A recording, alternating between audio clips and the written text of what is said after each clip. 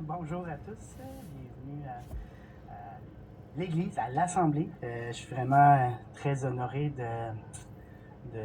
d'être ensemble, avec vous, avec nous, ensemble. C'est vraiment très, très le fun, je suis très content. Je vois vraiment Dieu à tous les semaines, à tous les jours. Dieu fait des choses, fait des miracles dans nos vies. Puis, faut en être reconnaissant de ce qu'il fait. Amen. Hein? Merci, Seigneur. Fait que ce matin, ça sera pas long. Je vais juste. Donc, le titre de mon message ce matin, c'est de l'amertume à la faveur de Dieu. C'est dans l'histoire de 1 Samuel, chapitre 1, où on voit l'histoire de Anne. Et donc, je sais pas si vous avez votre Bible avec vous ou sinon avec votre appareil électronique. Sinon, ben, ça va être présenté sur l'écran. Donc, pas d'inquiétude à ce sujet. Donc, mais avant de commencer, je vais juste prier avant d'aller plus loin. Seigneur Dieu, merci de ta présence, de ton action dans ma vie, de ton onction.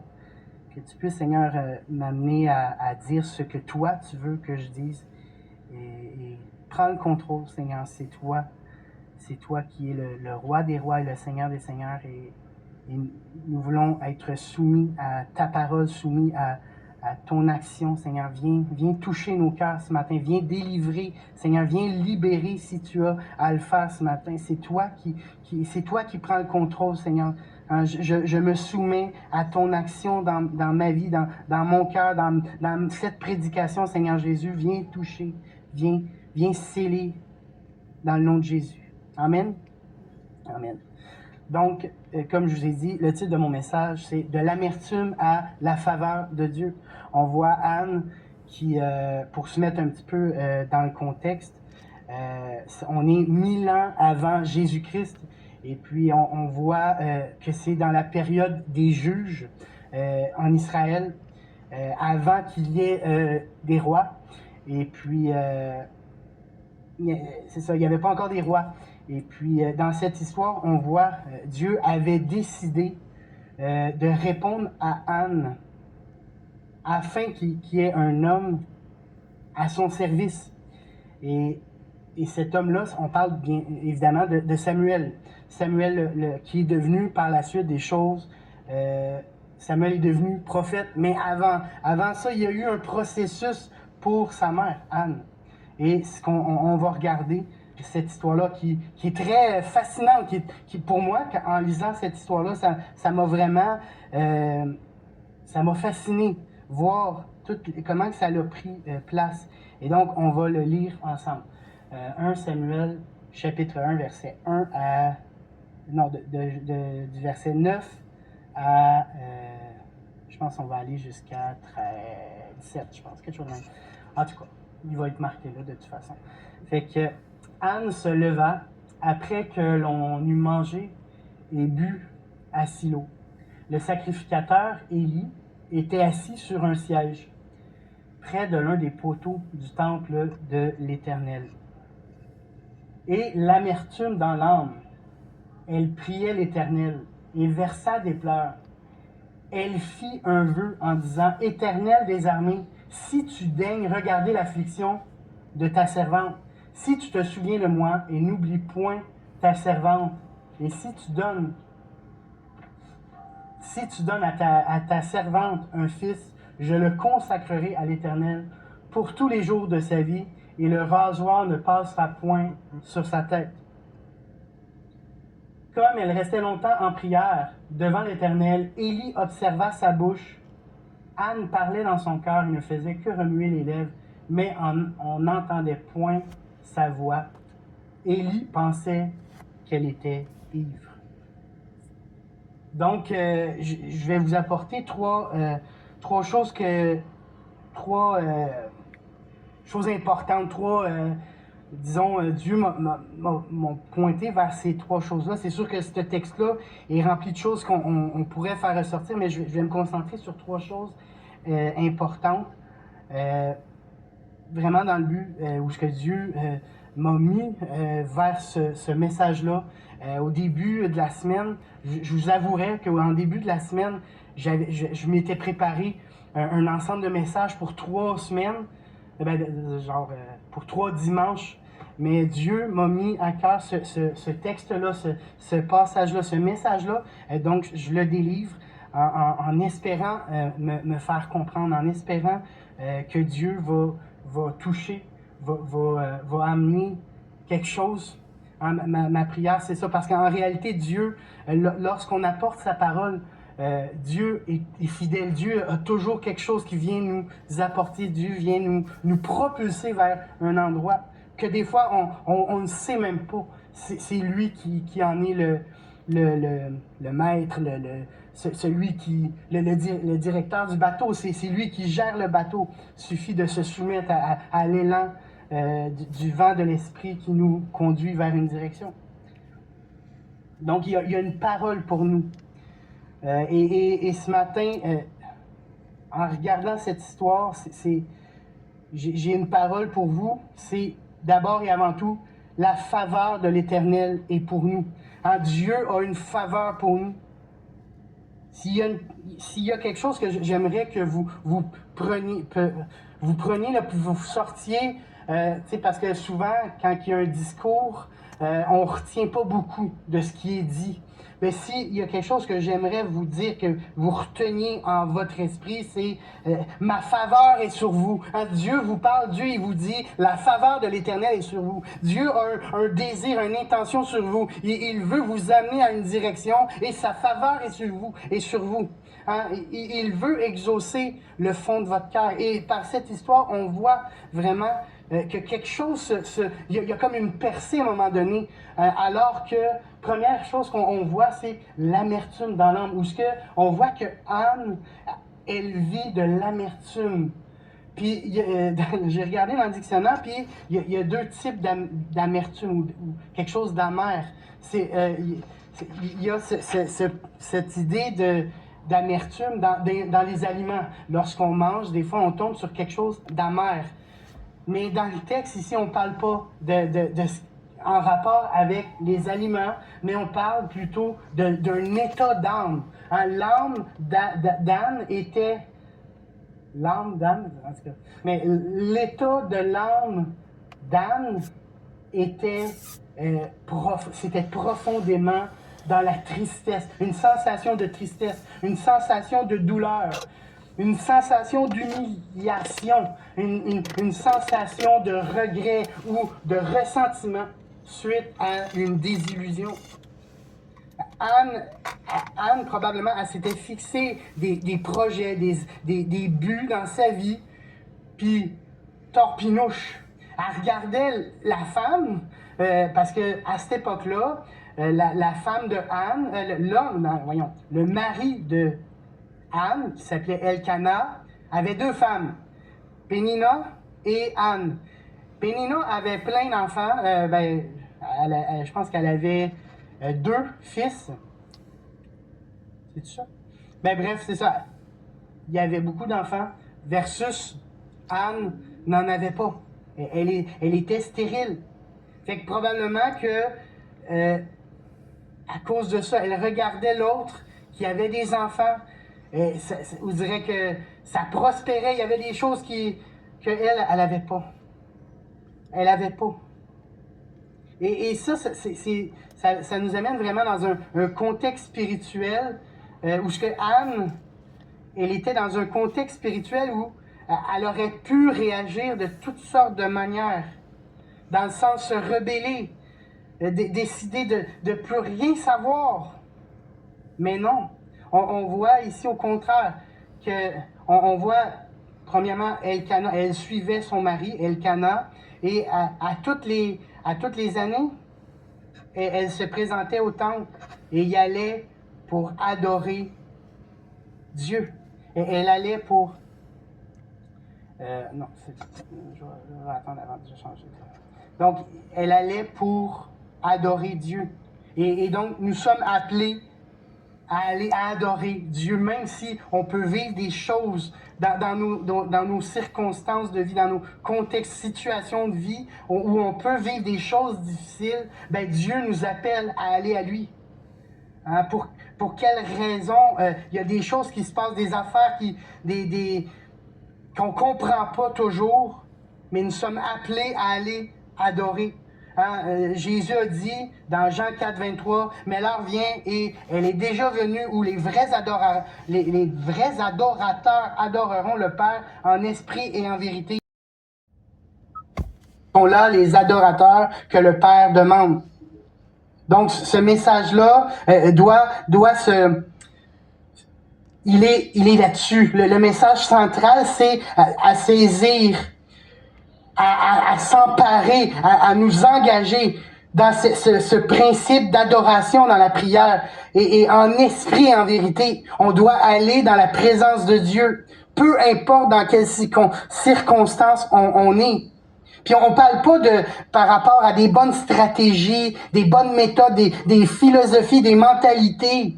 Non, on parle simplement de nous abandonner à Jésus. C'est lui le roi des rois et c'est lui qui est mort sur la croix et il est ressuscité et il nous a envoyé de son Saint-Esprit. Et donc, peu importe dans quelles circonstances qu'on est, peut-être qu'on peut vivre des émotions, parce que c'est sûr que Dieu nous a créés avec des émotions.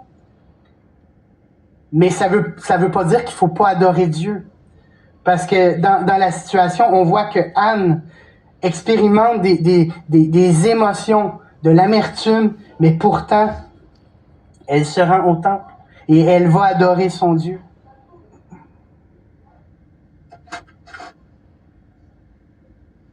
Et ce matin, Dieu m'a mis à cœur ce processus où, premièrement, je crois qu'on doit reconnaître cette amertume qu'il y a dans notre cœur ou cette émotion qui peut être une émotion qui peut venir nous déranger ou nous maganer dans cette relation avec Dieu. C'est cette première étape de reconnaître l'état de notre âme.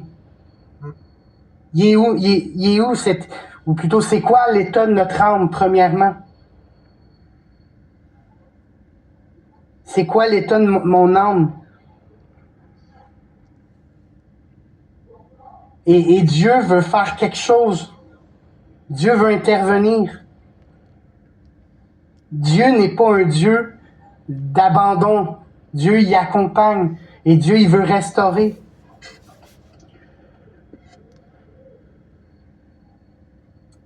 Deuxième chose que je voulais faire ressortir, dans Matthieu 5, 23, parce que parfois, et plus souvent qu'autrement, en fait, l'état de notre âme est souvent conditionnel. Ben oui, c'est nous d'abord, mais c'est aussi un ensemble. C'est un ensemble d'étapes puis de choses qui vont se produire. Puis des fois, c'est avec les gens autour de nous. Et dans Matthieu 5, 23, va d'abord te réconcilier avec ton frère. On voit Jésus qui dit cette proposition, cette recommandation. Si donc tu te présentes avec ton offrande à l'autel et que là tu te souviennes que ton frère a quelque chose contre toi, laisse là ton offrande devant l'autel et va d'abord te réconcilier avec ton frère. Puis viens présenter ton offrande. Ensuite, reviens à l'autel. Donc oui, on est appelé à nous présenter devant Dieu, à aller dans l'adoration. Peu importe dans quel contexte qu'on est, peu importe comment que notre état d'âme est, on est appelé à aller devant Dieu. Mais Jésus est en train de nous dire que des fois, il y a des choses à régler. Hein, des fois, il y a des choses que tu dois aller d'abord réparer. Des fois, il y a des choses à rétablir l'ordre, à restaurer, à se laisser délivrer. Il y a des événements, il y a des conflits, des relations toxiques, des déceptions, des deuils qui bien souvent viennent nous brasser dans la vie, viennent nous malmener. Mais Jésus veut pas qu'on en reste là. Jésus veut nous amener au pardon. Parce que notre fort intérieur, notre fort intérieur en dit gros sur notre relation avec Jésus. Hein, c'est le caractère du chrétien. Et Dieu ne veut pas nous laisser dans l'oppression. Dieu ne veut pas nous laisser dans la peur, dans la crainte, dans l'amertume. Au contraire, Dieu veut nous amener à avancer dans son royaume. Et pour ça, il y a des réparations à faire. Peut-être qu'il y a il y a de l'amertume en nous. Et des fois, on est même inconscient de cette chose-là qu'il y a à l'intérieur de nous. Oui, ça peut arriver d'être amer dans des situations quelconques. Mais Dieu nous appelle à nous réconcilier. Si nécessaire, si possible. Il y a des choses des fois qui sont où ce que seul Dieu peut réparer. Mais Dieu parfois nous demande d'aller faire le pas, d'aller de l'avant afin de nous réconcilier. Et le Seigneur, par cette démarche, nous amène à où ce que le Seigneur va reprendre ce que l'ennemi de notre âme va nous avoir volé. La rancœur l'amertume va nous priver de promesses que Dieu nous donne. On voit dans le texte au versets 5 et 6, Pénina avait des enfants, mais Anne n'en avait point. Ou bien on voit un peu plus loin, sa rivale lui prodiguait des mortifications pour la porter à s'irriter de ce que l'Éternel l'avait rendu stérile. Je crois que ce texte pourrait facilement être un texte où on prend ça puis on amène ça comme une série télévisée, dans le sens où on voit qu'il y en a une qui a des enfants, il y en a un autre qui en a pas, puis lui, il a plusieurs femmes, puis tu sais, c'est quelque chose qui est intéressant comme situation, qui est digne d'un best-seller. Puis on appelle la Bible. C'est la Bible qui est un best-seller en réalité. Mais on voit que Anne avait toutes les raisons d'être en opposition avec Dieu. Hein? Anne, elle avait toutes les raisons d'être en opposition à Dieu de par son contexte dans sa situation dans lequel elle vivait.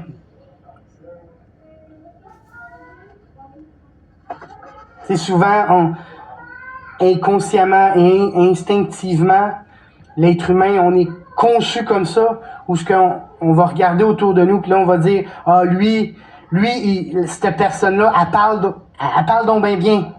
Ou bien, ah, cette personne-là, elle chante donc bien. Ou lui, ah, cette personne-là, elle semble donc bien prospérer. Bien plus que moi. Ou bien, ah, cette personne-là, t'as-tu vu son char? Il est donc bien beau, son char. Hein, il y a le char de l'année. Ça, c'est toutes des choses qui, souvent, vont s'imprégner en nous inconsciemment, de par notre nature.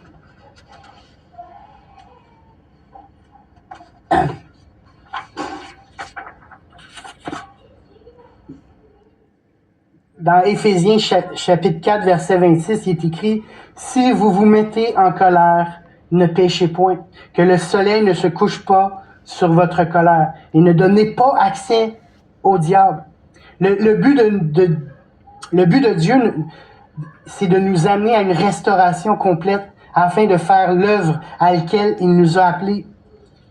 Et donc, tu sais, l'idée ici, c'est que les émotions, c'est pas grave, les émotions, c'est pas grave les ressentis, les sentiments, mais le problème, c'est que parfois, c'est des mauvais sentiments, puis comme le texte dit, ne donnez pas accès au diable. Ça veut dire que des fois, l'ennemi de notre âme va se servir de ces émotions-là pour nous mentir, nous amener à nous éloigner du plan de Dieu. Le but de Dieu, c'est de nous amener à sa parole, nous amener à sa vérité, nous amener à ce qu'il veut, lui, pour nous, sa révélation, pas juste le logos, pas juste dans le sens de la parole écrite. Non, je parle vraiment du réma, de la parole révélée en son Fils Jésus qui nous amène vers là où nous sommes appelés à aller, son plan, sa destinée. Sa destinée. Nous sommes appelés à lui faire confiance et nous tourner vers lui, même si nous nous sentons pas bien. Amen? Même si on ne se sent pas bien, on doit lui faire confiance.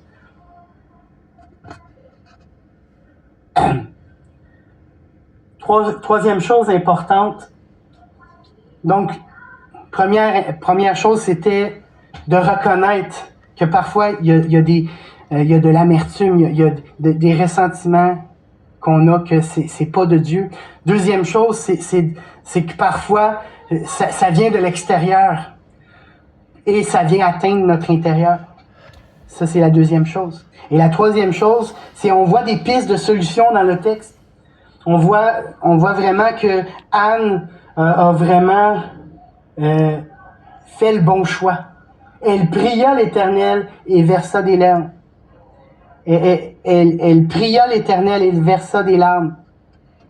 Donc, il y a l'aspect, dans la vie, il y a l'aspect horizontal qui veut dire entre nous, nos relations entre nous, et il y a l'aspect vertical. Nous sommes appelés à faire comme Anne, à prier l'Éternel et verser des larmes. Nous sommes appelés à prier dans l'adversité, à prier dans les difficultés, à prier quand on a l'impression que tout semble noir, quand tout semble ne pas bien aller, ne pas bien fonctionner. Tu as l'impression que tu es dans le beurre, t'es dans le où est-ce que tu stagnes.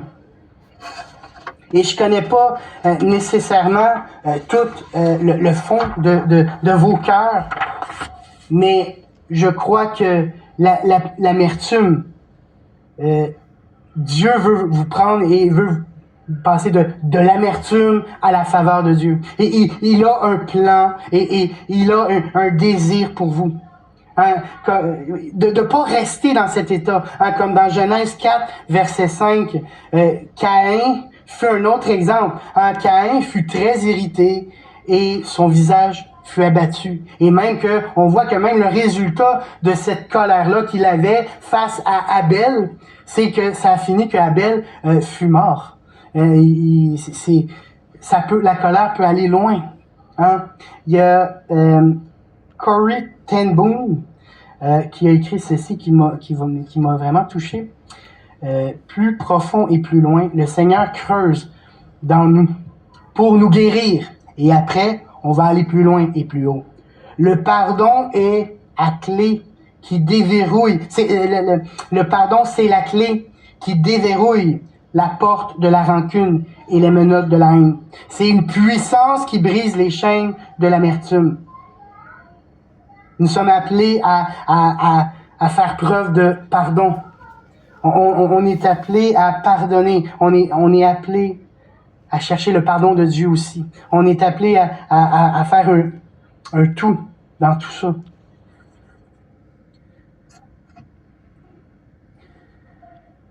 Donc, on voit dans le texte qu'elle fit un vœu. On voit que Anne, elle a fait un vœu. Puis, à plusieurs endroits dans la Bible, on voit des hommes et des femmes qui font des vœux. Dans Job 22, 27, tu le prieras et il t'exaucera et tu accompliras tes vœux. À tes résolutions répondra le succès. Tes résolutions répondra le succès. On voit que lorsqu'on fait un vœu, ben, il y a un résultat à nos vœux en fonction de notre obéissance, mais en même temps, il faut jamais oublier que le vœu par excellence, c'est Jésus qui l'a fait. En Jésus, on doit baser notre vœu sur Jésus lui-même. Si on tente de faire le vœu que par nos propres efforts, on va s'épuiser. Puis on va s'éloigner de ce à quoi nous sommes appelés. Amen. Nous nous réjouirons de ton salut. Nous lèverons l'étendard au nom de notre Dieu. L'Éternel exaucera tous tes vœux. L'Éternel exaucera tous tes vœux. On est appelé à faire confiance à Dieu et il va exaucer nos vœux. Elle le consacre à l'Éternel.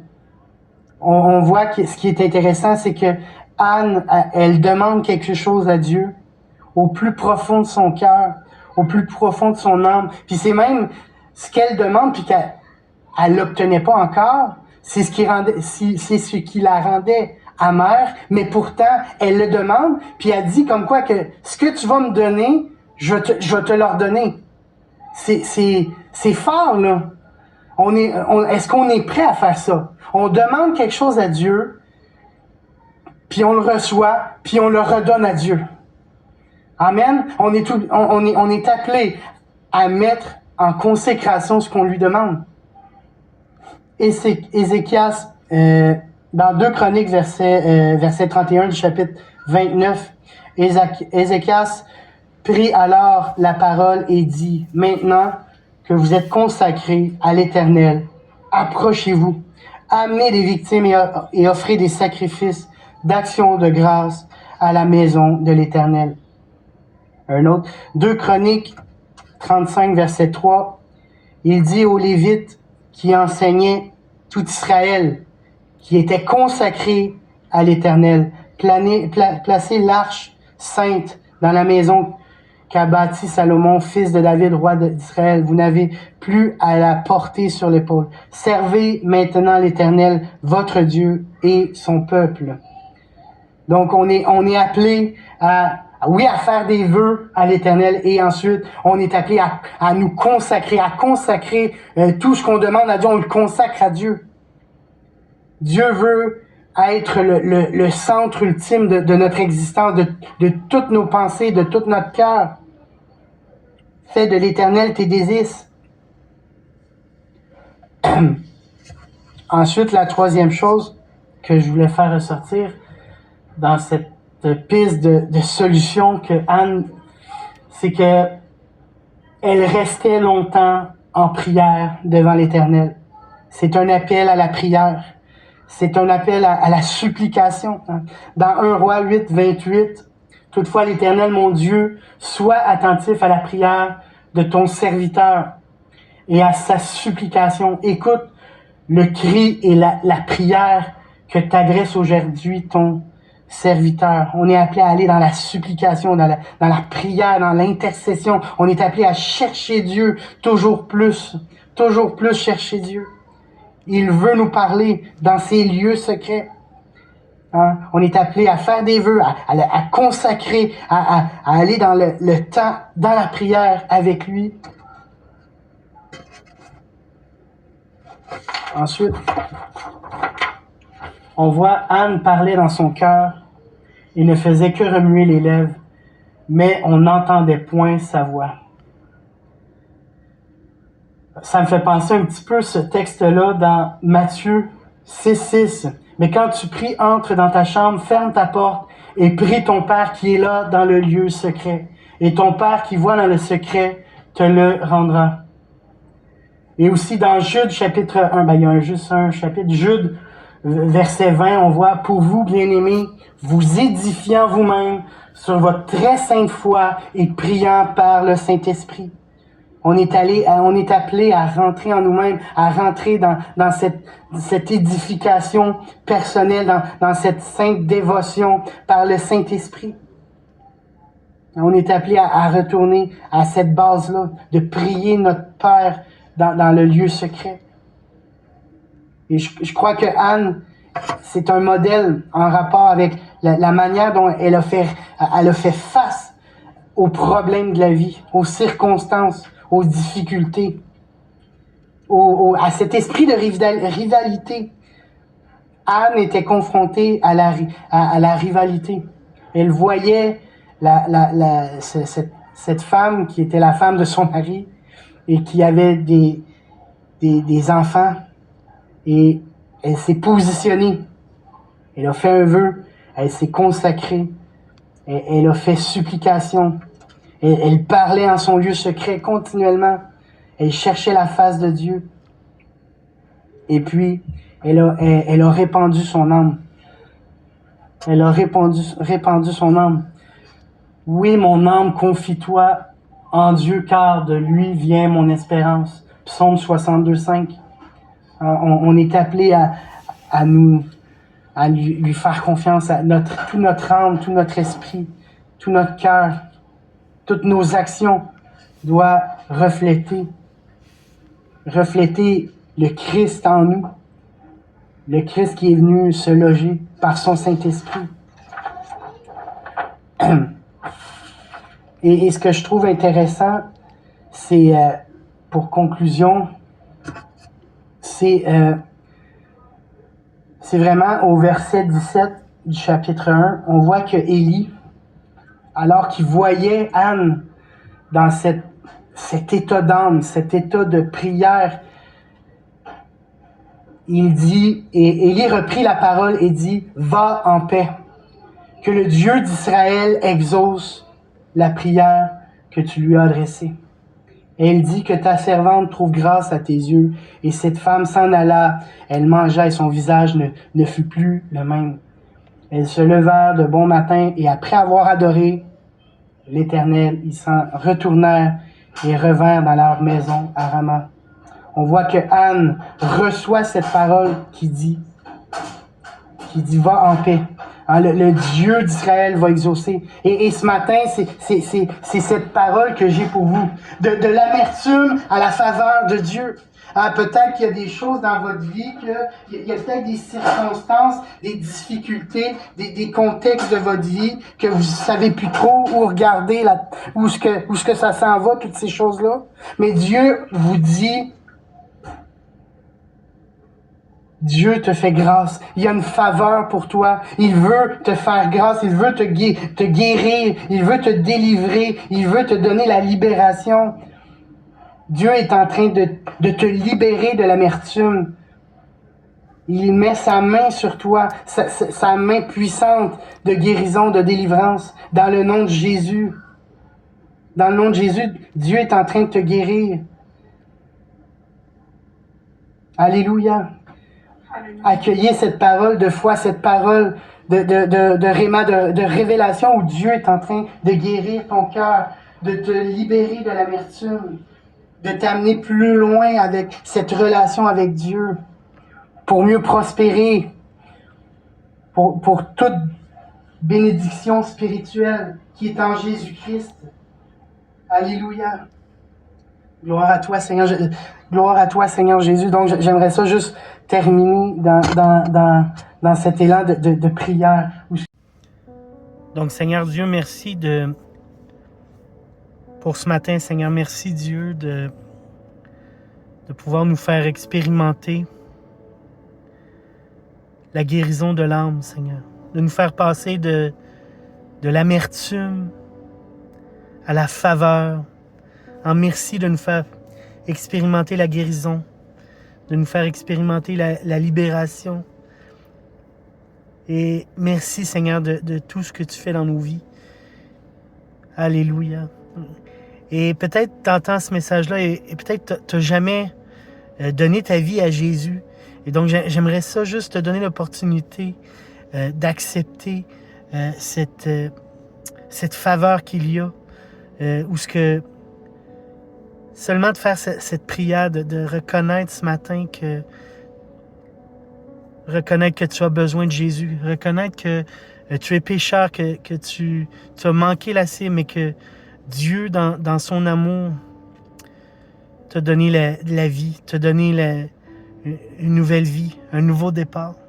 Donc, juste faire cette prière-là. Seigneur Dieu, je reconnais ce matin d'avoir besoin de toi. Je reconnais ce matin que tu es mort sur la croix et que tu es mort sur la croix pour moi, pour mes péchés. Et que tu me donnes une nouvelle vie. Ce matin, je le reconnais. Ce matin, je me présente devant toi en croyant en toi, en croyant en ce que tu as fait pour moi. Donc, merci Seigneur de me pardonner de mes péchés. Dans le nom de Jésus. Amen. Amen.